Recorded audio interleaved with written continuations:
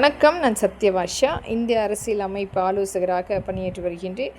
அனைத்து மக்களுமே இன்றைக்கு அவர்கள் சம்பாதிக்கின்ற அந்த பணத்தை வைத்து வாழ்வாதாரத்தை நடத்த முடியாமல் ஒரு அதிகபட்சமான அளவில் இந்த விலையேற்றின் காரணமாக ஒரு மீள முடியாமல் கடனாளிகளாக இன்றைக்கு மாறிக்கொண்டிருக்கின்றார்கள். அதிலும் மிக பிற்படுத்தப்பட்ட ஏழை எளிய மக்களுடைய வாழ்வாதாரம் என்பது அவர்களுக்கென எந்த ஒரு வீடு கட்டமைப்பு இல்லாமல், அவர்களுக்கு அந்த 3 வேளை உணவு இருந்த முடியாமல், இன்றைக்கும் சாலை பகுதியில் ஆங்காங்கே டென்ட்டுகள் அமைத்து அவர்களுடைய சூழ்நிலைக்கேற்ப வாழ்ந்து கொண்டிருக்கின்றார்கள். அவர்களுக்கு முழுமையாக அங்கீகரித்து அரசு இந்த கருப்பு அட்டை முழுமையாக கொண்டு வரும் பொழுது எந்த ஒரு சான்றிதழ் இல்லாமல் எளிமையாக புகைப்படம் எடுத்து அவர்களுடைய அந்த கைரேகை பதிவு செய்து அதற்குரிய ஆவணம் எடுத்துக்கொள்ளவும் மற்றும் அது சார்ந்து அவர்கள் அந்த ஆதார் அட்டையை பதிவு செய்து கொள்ளவும் அங்கீகரிக்கப்படும்.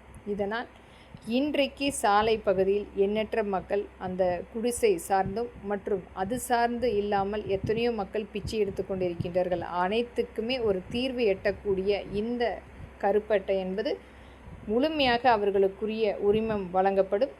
24 மணி நேரத்தில் அவர்களுக்கு வீடு கட்டமைப்பும் மற்றும் அவர்களுக்கு முழுமையாக வேலை நியமனம் செய்வதற்கும் மற்றும் அவர்கள் நியாயமாக அந்த நியாய விலை அட்டையை பெற்றுக்கொள்வதற்குரிய அங்கீகார சான்றிதழ் முழுமையாக ஏற்படுத்தப்படும்.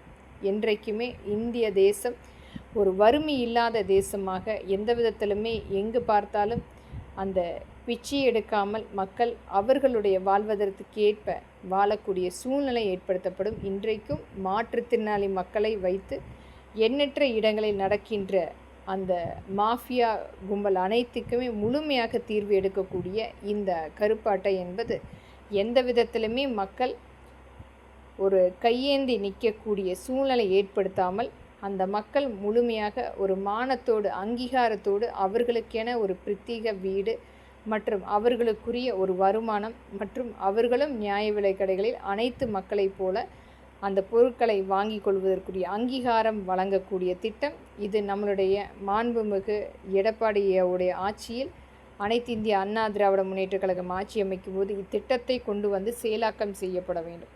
இன்றைக்கு எண்ணற்ற இடங்களில் நடந்து கொண்டிருக்கும் அந்த மக்களை வைத்து அச்சுறுத்தக்கூடிய ஒரு பிச்சை எடுக்கக்கூடிய சூழ்நிலையும் நாம் பார்த்து கொண்டிருக்கிறோம்.